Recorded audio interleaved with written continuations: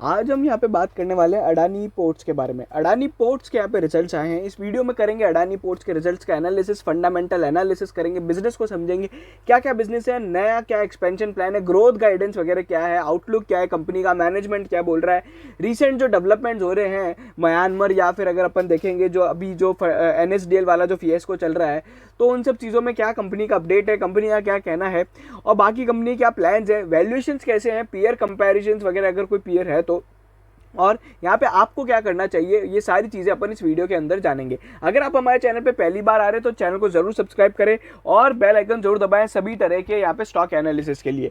अगर अभी तक आपने हमारा इंडिया का automated stock market feed join नहीं किया है, जो कि टेलीग्राम पे, जहाँ पे सभी तरह की news, con call, brokerage reports वगैरह ऑटोमेटेड बेसिस पे अपडेट हो जाती है, तो आप प्लीज़ प्लीज़ प्लीज़ वो ज्वाइन कर लीजिए। अगर आप देखोगे तो अडानी से रिलेटेड या फिर अडानी पोर्ट्स या फिर कोई भी कंपनी हो तो उनसे भी रिलेटेड सबसे पहले जो अपडेट हम लोग कहीं पे देते हैं तो वो सबसे पहले टेलीग्राम पे देते हैं, तो आप वो ज्वाइन कर सकते हैं। आपको कुछ नहीं करना है, बीट द स्ट्रीट सर्च करना है और यहाँ पे, नहीं तो आप लिंक इन डिस्क्रिप्शन के थ्रू भी जा सकते हो।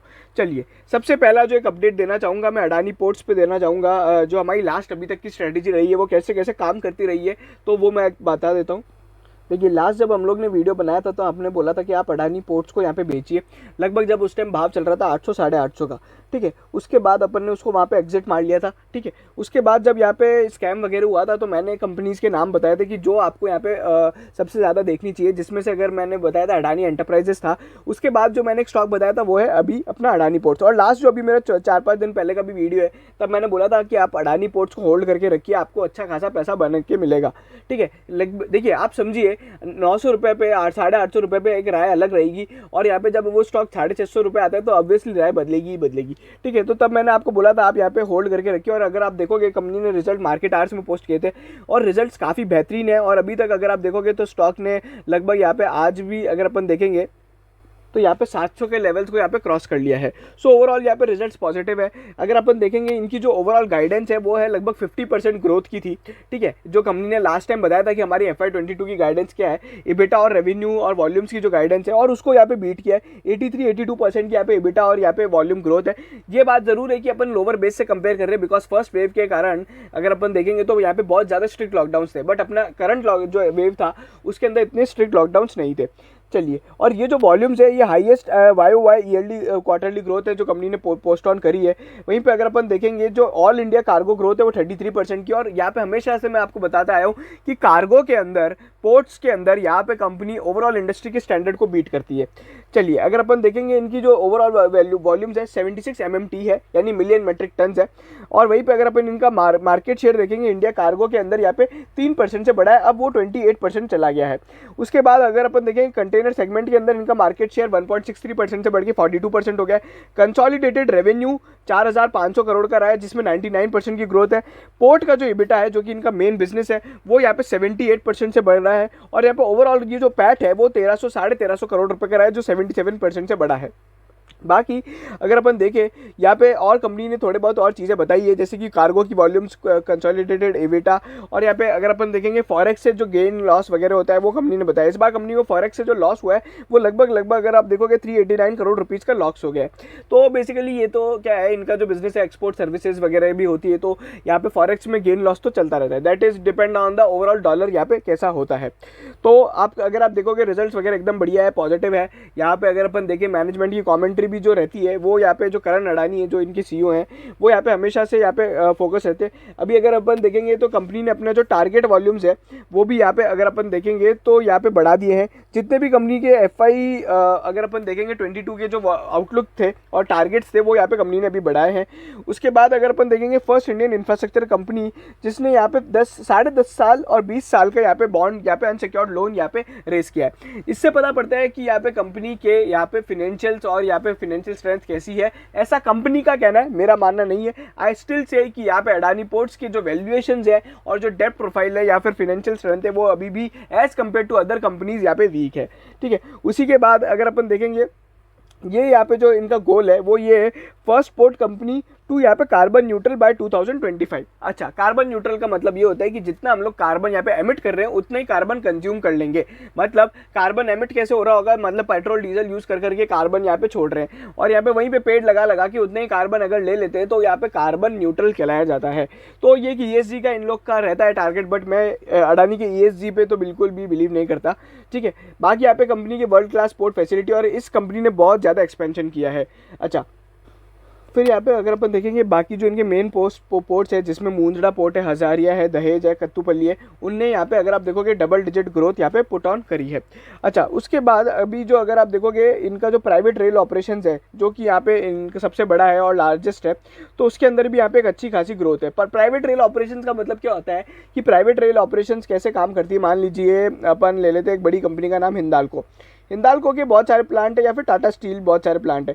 तो यहाँ पे अडानी क्या करता है, उनके लिए प्राइवेट रेल ऑपरेशंस के यहाँ पे कॉन्ट्रैक्ट लेता है और उनके लिए प्राइवेट रेल ऑपरेशंस का काम करता है। मतलब उनके एक माइन से लेके उनके यहाँ पे मैन्युफैक्चरिंग फैसिलिटी तक यहाँ पे बेसिकली प्लांट ही उनके इतने बड़े होते हैं कि यहाँ पे कार्गो की वॉल्यूम्स लगती है। जैसे अपन ने JSW स्टील में देखा था, उन लोग की बहुत सारे है ना छोटी छोटी ट्रेनें चलती है, तो उस तरह का ये लोग काम करते हैं। और अगर आप मुझसे पूछते हो कि अडानी का कोई प्लान है क्या कि जो इंडियन रेलवेज PPP जो कॉन्सेप्ट पे जो ट्रेन वगैरह अनाउंस कर रही है, देखिए न्यूज़ वगैरह तो है बट अभी तक उनकी कोई बिड वगैरह की हाल फिलहाल कोई न्यूज़ नहीं आई है। बट यहाँ पे माना जा रहा है कि अडानी उन रेलवे ट्रैक्स के लिए भी बिड करेगा, तो हो सकता है अडानी पोर्ट्स के थ्रू यहाँ पे बिड वगैरह किया जाए।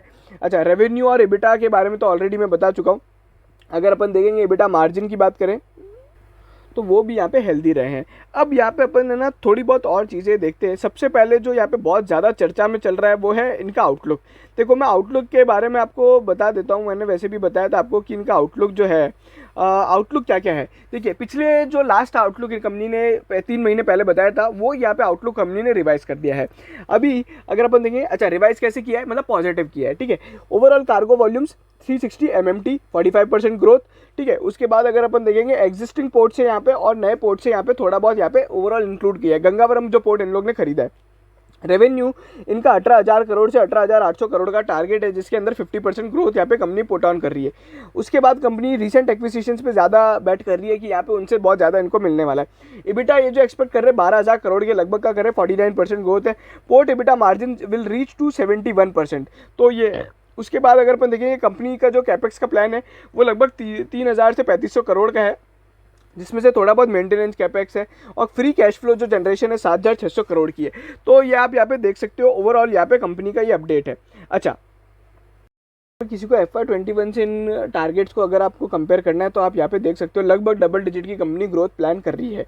ठीक है, उसके बाद यहाँ पे क्या आता है, रीसेंट डेवलपमेंट्स। अभी रीसेंट डेवलपमेंट्स बहुत सारे हुए हैं ओवरऑल कंपनी के अंदर। तो सबसे पहले अपन देखते हैं कि यहाँ पे जो NSDL वाला फिएस्को क्या है। देखो, NSDL के फिएस्को के बारे में तो मैं ऑलरेडी बता चुका हूँ। अभी NSDL ने लास्ट में वो जो है तीनों फंड्स की यहाँ पे जो क्लैरिफिकेशन किया है कि उनकी जो GDR होल्डिंग्स है उन पे यहाँ पे हमने फ्रोज किया है, उन पे यहाँ पे प्रॉब्लम किया है। उसके बाद यहाँ पे कंपनी ने बोला है कि हमारा FPI से कोई कनेक्शन नहीं है, बट मैं नहीं मानता हूँ कि उन FPI या फिर FII से इनका कोई कनेक्शन नहीं है, ऐसा तो I don't think so, because वो सारी के सारी जो FPIs है FPIs है एक ही ग्रुप में इन्वेस्ट करते हैं, तो वो मुझे थोड़ा डाउटफुल लगता है। अच्छा, कंपनी ने बोला सेबी की इन्वेस्टिगेशन वगैरह कुछ खास हो नहीं रही है, और जो यहाँ पे DRI मैटर है जो कि डिपार्टमेंट ऑफ रेवेन्यू इंटेलिजेंस, वो यहाँ पे अडानी पावर से रिलेटेड है, जो कि 5 साल पुराना है। उसके बाद कंपनी ने बोला है कि यहाँ पे हमेशा ट्रांसपेरेंट रही है और फुल्ली कंप्लाई करेगी, बट कंपनी ने वो पार्लियामेंट में जो भी सारी बातें हुई है उस पर कुछ भी नहीं बताया है।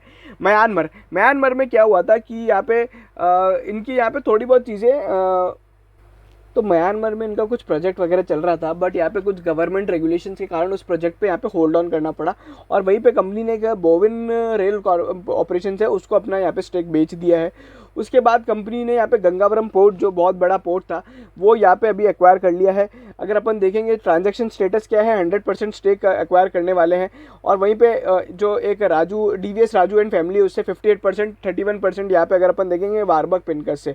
अप्रैल 21 में जो ये डील हुई थी 120 रुपये पर शेयर के हिसाब से हुई थी। अभी अगर अपन देखेंगे टाइमलाइंस क्या है, टाइमलाइंस यहाँ पे क्या है, अभी अगर अपन देखेंगे ये यहाँ पे जो इंडिपेंडेंट डायरेक्टर्स की यहाँ पे जो कमेटी है वो बना ली गई है। उसके बाद यहाँ पे इसका जो एक्विजिशन है वो अगस्त 21 तक कंप्लीट हो जाएगा। उसी के बाद अगर अपन देखेंगे यहाँ पे जो कंपनी के फिनेंशियल्स के अंदर इसको इंक्लूड कब से किया जा रहा है, वो अप्रैल 21 से कर दिया जा चुका है। तो ये सारी चीज़ें हैं। और यहाँ पे थोड़ा बहुत यहाँ पे कंपनी ने बताया कि किस तरीके से स्टेक वगैरह पेमेंट किया जाएगा। तो कुछ 10% का स्टेक जो है वो कैश में दिया जाएगा और बाकी सब यहाँ पे ओवरऑल यहाँ पे शेयर कंसिडरेशन के फॉर्म में दिया जाएगा, शेयर स्वैप रेशो में। ठीक है, तो ये सब चीज़ें हैं। ये एक अपडेट हो गया गंगावरम पोर्ट पे, Q1 FY22 की गाइडलाइंस हो गई। अब यहाँ पे थोड़ा कंपनी के बिजनेस को समझ लेते हैं। बिजनेस में तो ये अडानी एज अ ग्रुप है, जिसमें AEL आ गया, जिसके अंदर एयरपोर्ट, रोड्स और वाटर वगैरह आ गया। फिर अपना अडानी पोर्ट्स लिमिटेड आ गया है। ठीक है, उसके बाद ATGL, AGEL, ATL और यहाँ पे APSEZ वगैरह, ये सारी कंपनीज आ गई है। तो इस तरीके से इनका काम होता है। ठीक है, अभी यहाँ पे अगर अपन देखें तो अडानी पोर्ट्स के अंदर यहाँ पे जो ग्रोथ पुट ऑन करी है, पोर्ट की जो कार्गो वॉल्यूम्स है वो यहाँ पे इंडस्ट्री की ग्रोथ से 3 गुना ज़्यादा है। उसके बाद यहाँ पे ट्रांसमिशन नेटवर्क में भी ऐसे ही कुछ बताया और CGD वगैरह में भी ऐसे ही बताया है। अच्छा, अभी यहाँ पे अगर अपन देखें पोर्ट्स के अंदर और क्या क्या चीज़ें हो रही है, तो इनका जो मुंद्रा पोर्ट है वो यहाँ पे सबसे बड़ा कॉमर्शियल पोर्ट है। JNPT को कुछ ही टाइम पहले इनने पीछे छोड़ा था और इनका जो मार्जिन है वो हाईएस्ट है। अगर आप देखोगे इनके टोटल यहाँ पे कितने पोर्ट है, तो यहाँ पे आप देख सकते हो ये ओवरऑल यहाँ पे 12 पोर्ट्स है, जिनकी 560 MMT की यहाँ पे ओवरऑल कैपेसिटी है। अच्छा, अगर अपन देखेंगे यहाँ पे कहाँ पे पोर्ट्स है, कहीं पे इनके SEZ है और यहाँ पे इंटीग्रेटेड लॉजिस्टिक्स पार्क है। तो इस तरीके से काम होता है। अब ये कैसे काम करता है, ये बेसिकली ट्रांसपोर्ट यूटिलिटी है जो कि इनकी अडानी पावर और ATGL से होती है, मतलब अडानी ग्रीन वगैरह से। फिर SEZ वगैरह है, इनके 12,000 प्लस हेक्टेयर्स के लैंड बैंक है। फिर पोर्ट्स है, उसके बाद लॉजिस्टिक्स वगैरह है। फिर ये लोग क्या करते हैं, लॉजिस्टिक्स सर्विस वगैरह भी देते हैं। तो उस तरीके से आप यहाँ पे देख सकते हो कंपनी के कहाँ पे पोर्ट्स, बल्क टर्मिनल और यहाँ पे कंटेनर टर्मिनल्स वगैरह कंपनी ने बना रखे हैं। और कंपनी रिसेंटली यहाँ पे ईस्ट जोन के अंदर, ईस्ट कोस्ट के अंदर यहाँ पे अभी एंटर कर गई है। और अभी यहाँ पे एक जो अपडेट चल रहा है, एक बातें चल रही है, वो कराईकल में एक पोर्ट है साउथ के अंदर, उसको भी यहाँ पे एक्वायर करने की कंपनी प्लान कर रही है। तो उस तरीके से यहाँ पे चल रहा है। अच्छा, बाकी अगर आप देखोगे कि ये काम कैसे होता है, तो आप यहाँ पे समझ सकते हो कि मान लीजिए धामरा पोर्ट का एग्जांपल लिया है और टाटा स्टील का प्लांट है। तो उसमें अभी यहाँ पे क्या क्या होता है, वेयर हाउसिंग, रेल और यहाँ पे इस तरह की यहाँ पे सर्विसेज ये कंपनी देती है। ठीक है, उसके बाद अगर अपन देखेंगे इनके जो मेन यहाँ पे स्ट्रेटेजिक पार्टनरशिप्स है, अगर अपन देखेंगे अभी वैल्यू अनलॉकिंग वगैरह यहाँ पे जो कंपनी कर रही है, वो सब यहाँ पे उसके बारे में भी डिटेल्स दी गई है। तो यहाँ पे टोटल ऑयल और इंडियन ऑयल्स के साथ इन लोग ने थोड़ी बहुत पार्टनरशिप्स कर रखी है। अच्छा, इन लोग का अब यहाँ पे ये दिखाया गया है कि किस तरह के यहाँ पे इनके बिजनेस हैं, इनके कोल और ओवरऑल यहाँ पे क्या क्या बिजनेस किस तरीके से चलता है, मतलब जो कार्गो डाइवर्सिफिकेशन है कि कोल कितना आता है, कंटेनर्स में कितना आता है, क्रूड वगैरह कितना है, तो वो सब यहाँ पे कंपनी ने बताया। LNG वगैरह का काम रहता है। ठीक है, अच्छा, ऑपरेशंस वगैरह पे अपन ने बता दिया है। अभी इन लोग ने नई 2 सर्विसेज और यहाँ पे ऐड करी है, बेसिकली जिसका यहाँ पे पोटेंशियल है 1,25,000 TEUs पर एनम। बेसिकली ये कंटेनर्स को नापने का एक बेसिकली तरीका होता है TEUs, तो वो आप सब देख सकते हो। बाकी रेक्स वगैरह यहाँ पे कंपनी ने ऐड करी है। रेक्स बेसिकली ट्रेन के जो डब्बे होते हैं। अच्छा, उसके बाद यहाँ पे अगर अपन देखेंगे APSEZ का जो कैपिटल मैनेजमेंट है, एक तो वो बॉन्ड्स वगैरह लिए हैं जिसके बारे में मैंने बताया था। अच्छा, इनकी जो डेप्ट प्रोफाइल है, मैच्योरिटी प्रोफाइल, मतलब कितने साल में लोन इनका चुकाना रहेगा, तो 6 साल से अब यहाँ पे बढ़ के 7 साल हो गया। मतलब डेप्ट इन लोग ने अपनी आगे खिसका दी है। इस तरीके से क्या होगा कि आज की कोई डेप्ट है, उसको अगर अपन ने कोई नई डेप्ट से अगर यहाँ पे वो कर लिया, बदल दिया, तो अपना यहाँ पे आज की तारीख में यहाँ पे कैश अपना पे आउट नहीं होगा। तो ये एक अच्छी आप बात कह सकते हो। अच्छा, उसके बाद तो फिर ये उसके बाद क्या कर रहे हैं कि रेल वगैरह जो इनके एसेट्स हैं मुंद्रा के अंदर और बाकी सब रेल एसेट्स, उनको यहाँ पे बेसिकली कंसोलिडेट करके एक एंटिटी में डाल रहे हैं जिसका नाम है SRCPL। अच्छा, कोलंबो के अंदर ये लोग एक पोर्ट यहाँ पे डेवलप कर रहे हैं जो December 21 से यहाँ पे ओवरऑल चालू होने की उम्मीद है। Cargo volumes, cargo market share, container volume, container market share मैं ऑलरेडी आपको बता चुका हूँ। और वहीं पे मुंद्रा पोर्ट का जो ओवरऑल अगर अपन देखेंगे तो कांडला पोर्ट से ये लोग 19% से ज़्यादा आगे हैं। अगर अपन देखें जो सेकंड लार्जेस्ट पोर्ट है, तो उस तरीके से आप यहाँ पे कह सकते हो। लॉजिस्टिक्स वॉल्यूम वगैरह इनकी जो ओवरऑल यहाँ पे इंडस्ट्री को इन्होंने बीट किया है। आप यहाँ पे देख सकते हो ये जो ग्रोथ पुट ऑन कर रहे हैं 83% की, और इंडियन कार्गो मार्केट जो है 33% की ग्रोथ पुट ऑन कर रहा है। वेस्ट कोस्ट और ईस्ट कोस्ट में यहाँ पे कंपनी ने बताया कि यहाँ पे ओवरऑल कैसे काम चल रहा है। तो मेनली इनका जो काम है वेस्ट कोस्ट में होता है, और ईस्ट कोस्ट के अंदर अभी अगर अपन देखेंगे तो यहाँ पे बताया कि यहाँ पे इन लोग ने काफ़ी ज़्यादा अभी है ना ईस्ट कोस्ट के अंदर यहाँ पे पिछले 1 साल के अंदर काम किया है। बाकी तरह के यहाँ पे जो कार्गो आते हैं उसका यहाँ पे शेयर बताया, कार्गो, लिक्विड, गैस, एलएनजी वगैरह, तो वो सब चीज़ें होती है। ऑपरेटिंग रेवेन्यू, पोर्ट का जो एबिटा है 78% है। और जो कंपनी यहाँ पे अगर अपन देखेंगे तो इनका टारगेट है पोर्ट एबिटा मार्जिन का, वो अभी यहाँ पे अभी अगर अपन देखेंगे उस टारगेट के आसपास चल रही है। अगर आप देखोगे 71% का इनका ओवरऑल यहाँ पे पोर्ट का एबिटा है, और यहाँ पे जो FY22 का टारगेट भी पोर्ट एबिटा का इतना का ही है।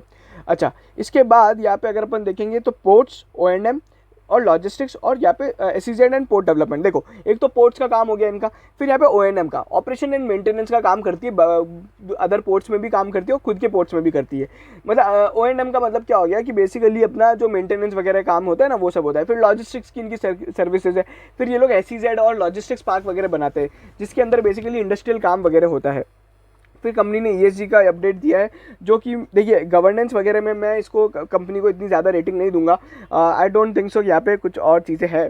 तो लगभग ये था मेरा अडानी पोर्ट्स पे, लगभग ये सारी चीज़ें थी जो आपको ध्यान रखनी चाहिए थी।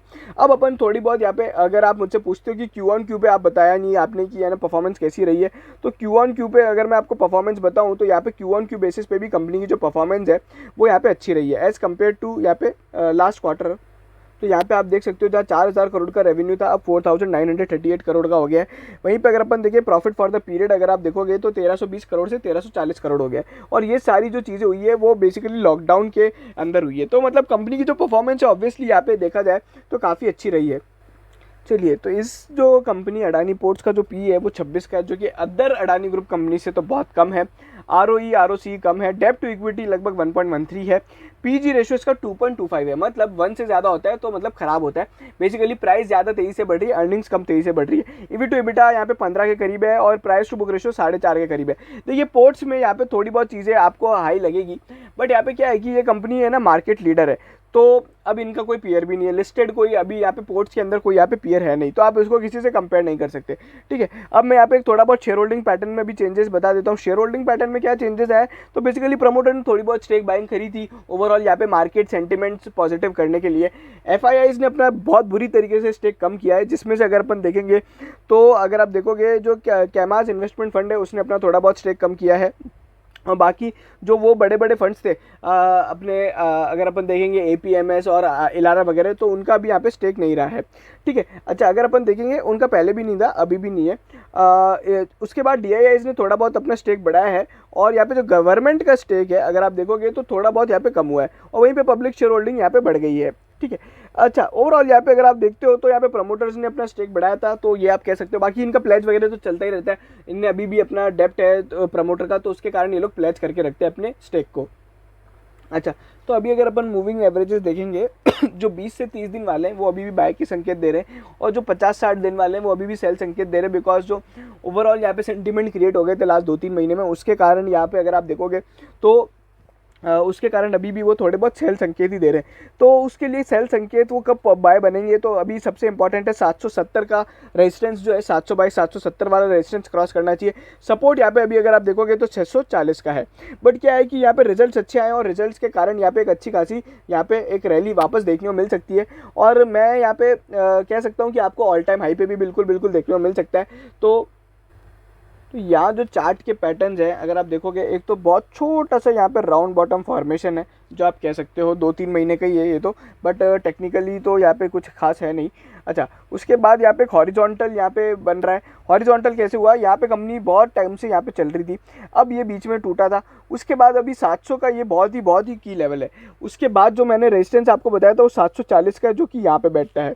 ठीक है, अब 740 पे ही अपनी सारी बात आके अटक जाती है। तो एक शॉर्ट टर्म का अगर कोई टारगेट मुझसे पूछता है तो पहले 740 का रहेगा, और 740 के लेवल्स को क्रॉस करता है या 740 के आसपास ही ट्रेड करता है, 700 से 740 के बीच में, तो यहाँ पे अपन फर्दर लेवल्स देख सकते हैं, जो कि मेरा लॉन्ग टर्म टारगेट के करीब रहेगा। लॉन्ग टर्म टारगेट में यहाँ पे 900 रुपये के दूंगा, और ये सारी चीज़ें हो सकती है। अच्छा, स्टॉक में अभी एंटर किया जा सकता है क्या, तो मैं आपको बोलूँगा स्टॉक में अभी एंटर करने के लिए आपको करंट लेवल्स तो ठीक ठाक है, 700 रुपये के लेवल्स में आप बाय कर सकते हैं, बट ओवरऑल मैंने आपको बताया ये पोर्टफोलियो स्टॉक्स नहीं है। जनरली आप इसमें ज़्यादा बैट करोगे तो थोड़ी बहुत प्रॉब्लम्स तो रहेंगी। ठीक है, अच्छा यहाँ पे ओवरऑल यहाँ पे जो टारगेट से साल भर के अंदर कितना देखने को मिल सकता है, तो हो सकता है ये पोर्ट का जो बिजनेस है अच्छा चल रहा है ओवरऑल। यहाँ पे कंपनी ने भी अभी तक जो चीज़ें बताई उस हिसाब से बढ़िया ही चल रहा है, और एक्सपेंशन और ग्रोथ तो आपने देख ही लिए, तो 1000 रुपये तक के यहाँ पे एक टारगेट देखने को मिल सकते हैं। तो फाइनल यहाँ पे रहेगा करंट लेवल पे बाय करना चाहिए क्या, तो अगर अभी ये स्टॉक 640 के नीचे नहीं जाता है तो आप यहाँ पे इस रेंज में बाय कर सकते हो। 640 से 740 अभी एक ये रेंज बाउंड ट्रेडिंग है, इसको यहाँ पे अगर ब्रेकआउट कर देता है या तो इसके नीचे चला गया, जो कि मेरे को लग नहीं रहा जाएगा, बट 740 यहाँ पे क्रॉस करना चाहिए। तो 740 के ऊपर जाता है तो एक अच्छी खासी यहाँ पे आपको ब्रेकआउट ट्रेड वगैरह देखने को मिल सकते हैं। अच्छा, टारगेट्स सबसे पहला 740, फिर अपना रहेगा 800 का। वहीं पे जो लॉन्ग टर्म टारगेट्स रहेंगे, अपने लॉन्ग टर्म टारगेट्स यहाँ पे रहेंगे 900 और यहाँ पे 1000 रुपये के टारगेट रहेंगे। तो ये सारी चीज़ें, ये था मेरा पूरा एनालिसिस अडानी पोर्ट्स पे। अगर आपको वीडियो पसंद आया हो, आज अपन ने लगभग सारी चीज़ें डिस्कस करी, अडानी पोर्ट्स में काम क्या होता है, क्या क्या हो रहा है, क्या नहीं हो रहा है, क्या देखना चाहिए, क्या ख़राब है, क्या अच्छा है, शेयर होल्डिंग पैटर्न, टेक्निकल वगैरह, अपन ने सारी चीज़ें यहाँ पे, मैनेजमेंट का आउटलुक वगैरह सब चीज़ें यहाँ पे जान ली है। तो इतना डिटेल्ड एनालिसिस अगर आपको पसंद आया हो तो प्लीज़ चैनल को सब्सक्राइब करें, शेयर करें वीडियो अडानी पोर्ट्स का। हम लोग ने अडानी एंटरप्राइजेस का भी इसी तरीके से वीडियो बनाया है। आप हमें बाकी इस स्टॉक से कोई भी अगर आपको अपडेट चाहिए, मतलब जैसे कि टारगेट और स्टॉप लॉस वगैरह रिवाइज होते रहते हैं, बिकॉज हम लोग वापस जब वीडियो बनाएंगे वो 3 महीने बाद ही बनाएंगे, अनलेस एंड अनटिल कोई बड़ा डेवलपमेंट हो। तो उस बीच में अगर आपको कोई अपडेट्स वगैरह जानने अडानी पोर्ट्स से रिलेटेड, तो आप हमारे टेलीग्राम चैनल पर ज्वाइन कर लीजिए, जहाँ पर हम आपको लगातार इस स्टॉक के बारे में अपडेट देते रहेंगे। Thank you so much.